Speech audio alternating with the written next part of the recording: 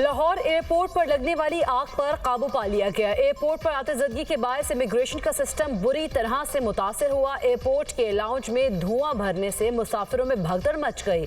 Immigration का process भी रुक गया। आतिशबाजी के बायस एयरपोर्ट को खाली करा लिया गया। तमाम मुसाफिर महफूज मकाम पर मुंतकिल। आज़मीन हज को शदीद मुश्किलात का सामना करना पड़ रहा है।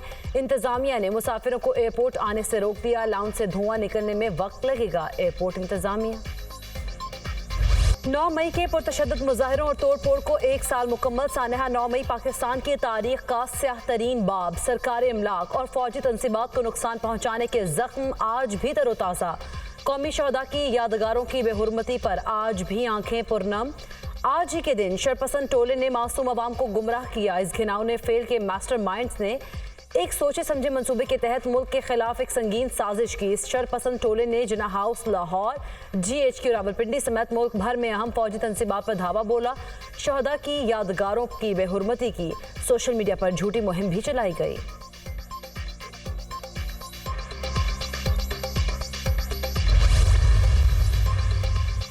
सदर मुमलिकत आसिफ अली जरदारी और वज़ीर आज़म शहबाज शरीफ की 9 मई के पुरतशद्दुद वाक़यात की मज़म्मत। सदर मुमलिकत ने अपने पैगाम में कहा कि 9 मई पाकिस्तान की तारीख में यौम स्याह के तौर पर याद रखा जाएगा।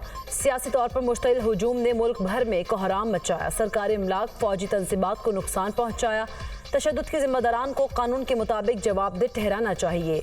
वज़ीर आज़म शहबाज शरीफ ने कहा 9 मई महज तारीख का एक स्याह तरीन दिन नहीं, ये रियासत पर सियासत कुर्बान करने और सियासत के लिए रियासत पर हमला कर देने वाली दो सोचों को अलग अलग कर देने वाला दिन है।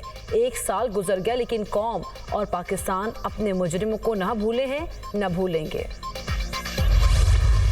पाकिस्तान की तरक्की के खिलाफ और पाकिस्तान को अंदरूनी बैरूनी तौर पे कमज़ोर करने के हवाले से ये 9 मई के वाक़यात किए गए। ये कौन लोग थे जिन्होंने ऐसा काम किया जो कभी दुश्मन भी ना कर सका। ये एक इंतशार पसंद टोला था, ये फितना फैलाने वाला टोला था जो अपने ही मुल्क पे हमलावर हो गया सियासी मफादात की खातिर।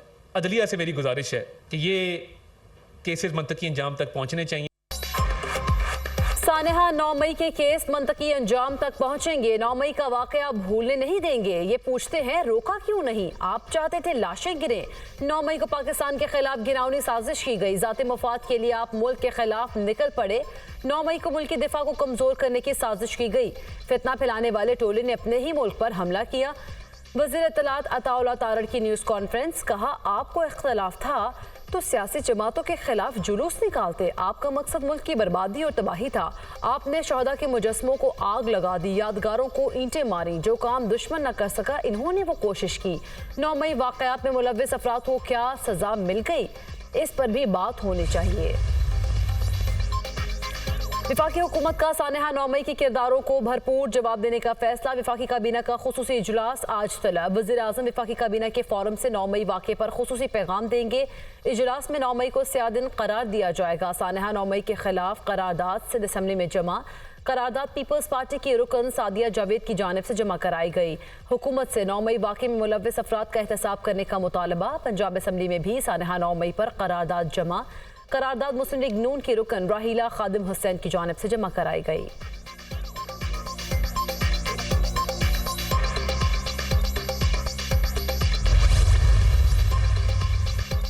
कराची में सिविल सोसाइटी की जानिब से सानहा 9 मई के हवाले से रैली का इनेकाद। मुख्तलिफ शोबों से ताल्लुक़ रखने वाली शख्सियात की शिरकत। रैली में ख़वातीन और बच्चों की भी शिरकत।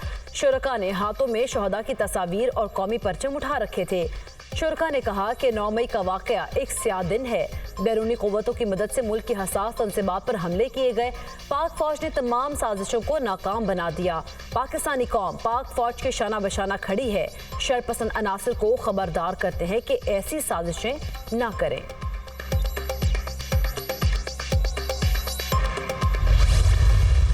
सिविल सोसाइटी, फनकारों और शहदा के लवाहिकीन की सानहा 9 मई की शदीद मजम्मत। मेजर हिलाल शहीद के फर्जंद ने कहा कि शहीदों का मजाक उड़ाने वालों को कभी माफ नहीं करूंगा। लांस नाइक इमदाद के वालिद ने अपील की कि सानहा 9 मई के किरदारों को करार वाकई सजा दी जाए। नायब सूबेदार मोहम्मद नदीम की बेटी ने शहदा की यादगारों की बेहुरमती को इंतहाई तकलीफ दे करार दिया। पाकिस्तान को दहशतगर्दों के हाथों बहुत ज्यादा नुकसान उठाना पड़ा। जानी नुकसान पर अफसोस और मुतासरीन के साथ दिली ताज़ियत करते हैं। तर्जुमान अमरीकी महकमा खारिजा मैथ्यू मिलर कहते हैं, दहशतगर्दी की मुश्तरका खतरे से निपटने के लिए पाकिस्तान के साथ मिलकर काम करने के लिए पुरअज़्म है। आबादकारी और इमिग्रेशन के मुंतज़िर अफराद की हिफाजत पर भी पाकिस्तान के साथ राब्ते में है। मैथ्यू मिलर ने गजा में इजरायली फौजी ऑपरेशन पर तहफ़्फ़ुज़ात का इजहार भी किया। कहा, अमरीका रफ़ा में इजरायली हमले की मंजूरी नहीं देगा। इजराइल को रफ़ा में जारी ऑपरेशन में तोसी की इजाज़त नहीं देंगे। करीम स्लोम क्रॉसिंग खोलने के बावजूद रफ़ा तक इमदादी सामान की तरसील नहीं हो सकी। तर्जुमान अमरीकी महकमा खारिजा मैथ्यू मिलर की प्रेस कॉन्फ्रेंस। ये बड़े करम के हैं फैसले, ये बड़े नसीब की बात है। मुल्क भर में सरकारी हज स्कीम के तहत आज़मीन हज की रवानगी का आगाज़। पहली हज परवाज़ 150 आज़मीन हज को ले जा रही है। हजाज मुक़द्दस रवाना हो गई। दूसरी परवाज़ में 180 खुश नसीबों को लेकर उड़ान भरनी है। रोड टू मक्का प्रोजेक्ट के तहत कराची एयरपोर्ट लाउंज में इमिग्रेशन काउंटर नस्ब। कराची में इमिग्रेशन के बाद सऊदी अरब में आज़मीन हज की इमिग्रेशन की इजाज़त नहीं होगी। वज़ारत मज़हबी उमूर। वज़ीर-ए-आज़म शहबाज शरीफ ने सोशल मीडिया को रेगुलेट करने के लिए पीका एक्ट 2016 में तरामीम की मंजूरी दे दी। मुजव्वज़ा पीका एक्ट 2024 के तहत डिजिटल राइट्स प्रोटेक्शन एजेंसी के क़याम की भी मंजूरी। नया तजवीज़ शुदा पीका बिल 2024 काबीना की मंजूरी के बाद पार्लियामेंट में पेश किया जाएगा। अथॉरिटी डिजिटल हुकूक से मुतालिक मामलात पर हुकूमत को मुशावरत देगी।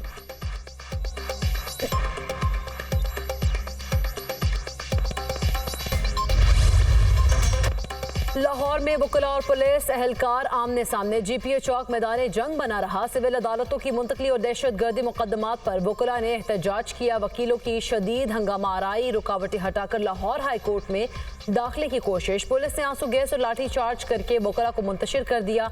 पुलिस ने वकीला मुजाहिरीन के खिलाफ वाटर कैनन का इस्तेमाल भी किया। वकीला की तरफ से पुलिस पर पथराव, शहरियों की गाड़ियों को भी नुकसान। वोकला के पथराव से 2 एसपी समेत 7 पुलिस एहलकार जख्मी हो गए। पुलिस ने 20 से ज्यादा वोकला को गिरफ्तार कर लिया। पुलिस और वोकला में तसादुम का मुकदमा दर्ज। पाकिस्तान बार काउंसिल ने आज मुल्क भर में हड़ताल की कॉल दे दी। सुप्रीम कोर्ट बार और कराची बार का भी आज हड़ताल का ऐलान।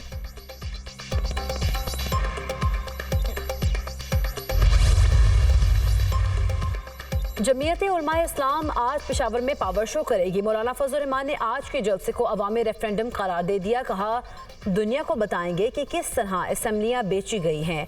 मौजूदा ऐवान अवाम का नुमाइंदा पार्लियामेंट नहीं है। अवाम की राय दही पर डाका डालने वाले आज अवामी रद्द अमल भी देखेंगे। मौलाना फजल रहमान का इंतबाह।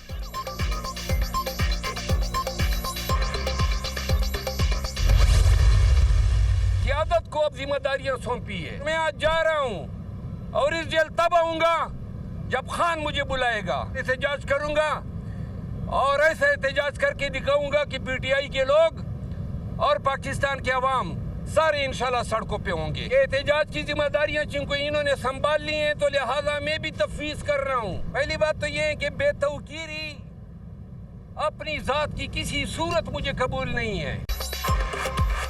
शेर अफजल मरवत का पीटीआई की जेल से बाहर क़यादत पर अदम एतमाद, साथ काम करने से इनकार कर दिया। पीटीआई की एहतजाज की जिम्मेदारियों से अलहदगी का भी ऐलान।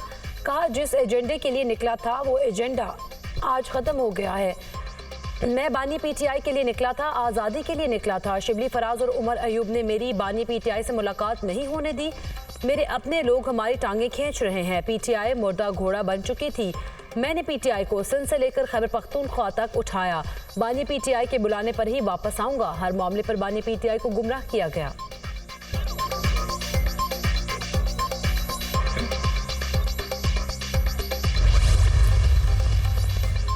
जस्टिस बाबर सत्तार, जस्टिस मोहसिन अख्तर कियानी के खिलाफ सोशल मीडिया मुहिम। इस्लामाबाद हाई कोर्ट ने तौहीन अदालत की कार्रवाई के लिए 2 बेंच तश्कील दे दिए। जस्टिस मोहसिन अख्तर कियानी का case chief justice Aamir Farooq की सरबराही में 3 रुकनी बेंच सुनेगा। जस्टिस मियां गुल हसन और जस्टिस अरबाब ताहिर भी बेंच में शामिल। जस्टिस बाबर सत्तार के खत पर तौहीन अदालत का केस भी 3 रुकनी बेंच समाअत करेगा। Justice Mohsin Akhtar Kiyani, justice Tariq Mahmood, justice Sardar Ejaz Ishaq bench का हिस्सा। तौहीन अदालत के दोनों केसेस की कॉज लिस्ट आज जारी की जाएगी।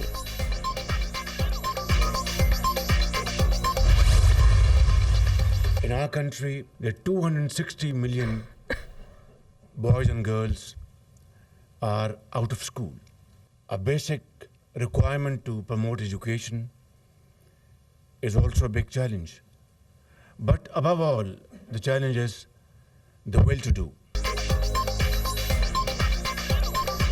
2,60,00,000 बच्चों का स्कूल ना जाना बड़ा चैलेंज है। पाकिस्तान में बच्चों का स्कूल से बाहर होना तशवीशनाक है। तालीम के बगैर कोई कौम भी तरक्की नहीं कर सकती।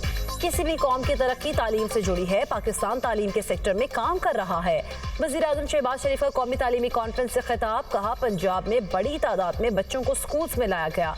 दानिश स्कूल्स में गरीब बच्चे तालीम हासिल कर रहे हैं। 45,000 बच्चों को मेरिट पर स्कॉलरशिप्स दी गई हैं। जनूबी पंजाब में लड़कियों के लिए ज़ेवर तालीम प्रोग्राम शुरू किया। बानी पाकिस्तान ने तालीम के हुसूल को बहुत अहमियत दी। बच्चों में ग़िज़ाई कमी एक बहुत बड़ा चैलेंज है। दहशतगर्दी भी मुल्क के लिए चैलेंज है। पाकिस्तान चैलेंजेस पर काबू पाकर एटमी क़ुव्वत बना। हुकूमत ने अवाम पर बिजली गिरा दी। बिजली की कीमतों में 2 रुपये 83 पैसे फी यूनिट इजाफा। सारिफीन पर 26 अरब रुपए का इजाफी बोझ पड़ेगा। कीमतों में इजाफे का इतलाक रवा माह के बिजली बिलों पर होगा। कीमतों में इजाफा माहाना फ्यूल एडजस्टमेंट की मद में किया गया है। इजाफे का इतलाक लाइफ लाइन सारिफीन पर नहीं होगा।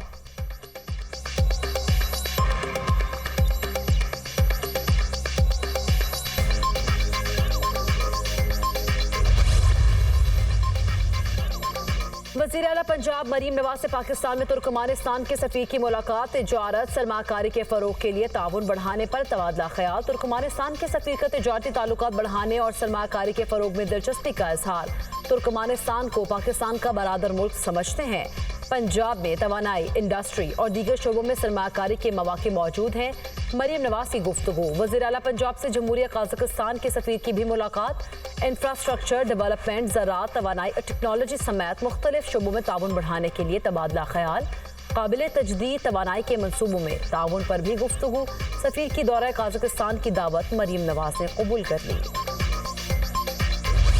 गजा में इजरायली जारहियत और जंगी जराइम जारी। 24 घंटों में मजीद 55 फ़लस्तीनी शहीद, 200 जख्मी हो गए। अल-शिफा अस्पताल के अहाते में तीसरी इज्तिमाई कब्र से 49 फ़लस्तीनी शहदा की लाशें बरामद हुई।